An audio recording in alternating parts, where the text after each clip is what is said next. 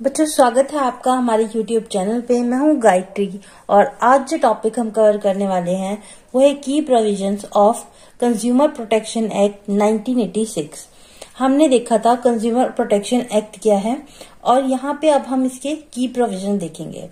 की प्रोविजन में हमारे पास कंज्यूमर को डिफाइन किया गया है। सबसे पहले it was the first act to define a consumer and grant them specific right.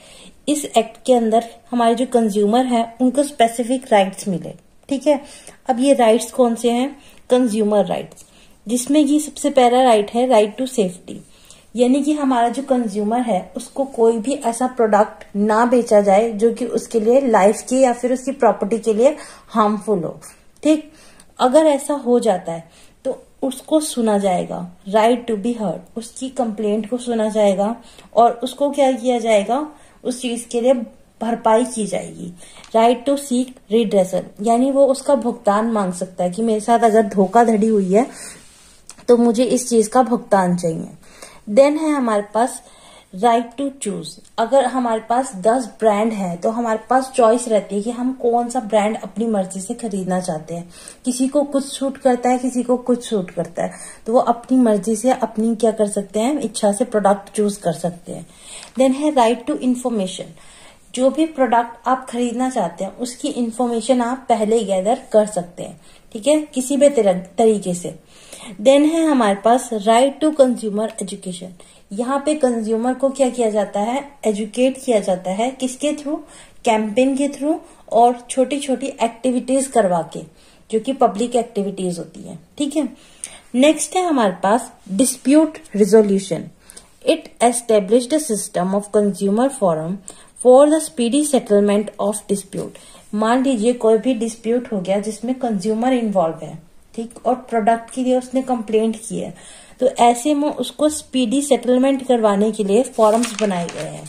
ये फॉरम 3 लेवल पे हैं। सबसे पहले है district forum for claim up to a certain value. अब एक सर्टेन वैल्यू तक आप डिस्ट्रिक्ट फॉर्म में कंप्लेंट कर सकते हैं, पर मान लीजिए वो सर्टेन वैल्यू एक्सीड होगी, मान लीजिए कुछ बड़ा है प्रोडक्ट, कुछ लग्जरी आपने लिया, तो उस केस में स्टेट कमीशन में जा सकते हैं। उससे भी अगर आप सेटिस्फाई नहीं है तो नेशनल कमीशन में भी जा सकते हैं क्लेम के लिए। ठीक है,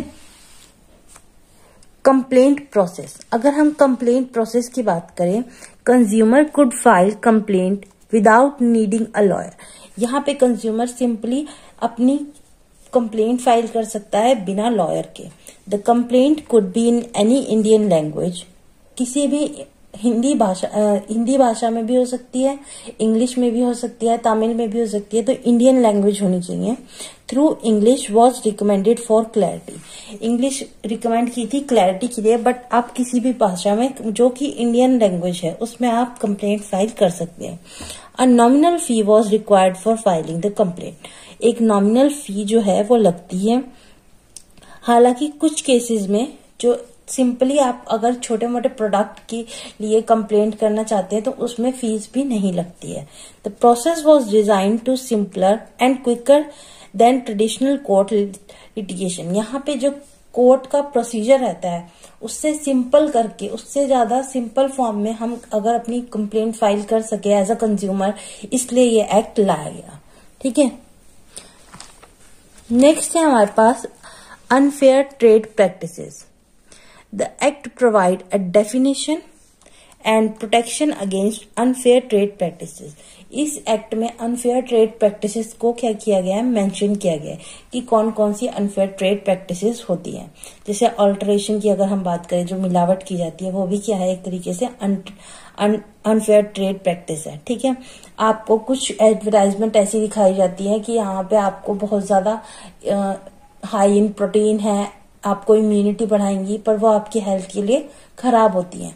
ठीक, और ऐसी चीजों से आपको बचाने के लिए ये क्या किया गया है, इसको डिफाइन किया गया कि अनफेयर ट्रेड प्रैक्टिसेस क्या होती हैं और इसके अगेंस्ट प्रोटेक्शन भी प्रोवाइड की गई। नेक्स्ट है alternative dispute resolution, ADR. The act encourage ADR mechanism like mediation and conciliation to resolve dispute amicably. यहाँ पे जो डिस्प्यूट्स हैं उसको डायरेक्टली हम कोर्ट तक नहीं पहुंचा पाते, तो इसलिए यहाँ पे उसके बदले में किस तरीके से डिस्प्यूट को रिजॉल्व किया जा सके वो चीज के लिए एडीआर मैकेनिज्म लाया गया। नेक्स्ट है हमारे पास repeal. The consumer protection act 1986 was replaced by consumer protection act 2019। तो यहाँ पे इसको क्या किया गया, एक रिप्लेसमेंट भी मिली इस एक्ट को, जो कि 1986 में बना था, तो उसके बाद वो क्या किया गया, रिप्लेस किया गया, जो कि बना 2019 में दोबारा। ठीक है। Central consumer protection authority, a regulatory body established to investigate violation, issue safety notice, recall product and penalize misleading and advertisement.